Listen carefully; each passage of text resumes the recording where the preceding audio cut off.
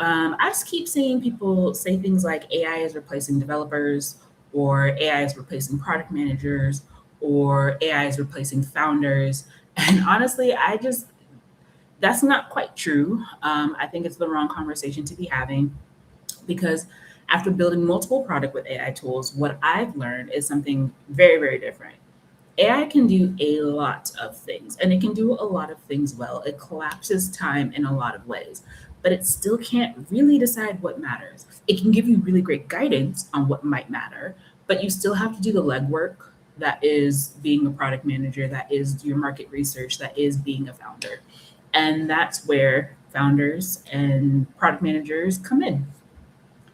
So, one of the biggest misunderstandings about AI is that a lot of people think AI removes the need for expertise. I have an MBA, and I know that it is my background and my knowledge and my lived experiences that make doing what I do with AI much faster, but still quality. If you don't necessarily have the knowledge or the expertise behind it, that's where you start to fall into trouble. What I've actually found is that AI amplifies my expertise. If you have experience, AI makes you faster. If you understand customers, AI makes you faster. If you know how to prioritize, AI just makes you faster.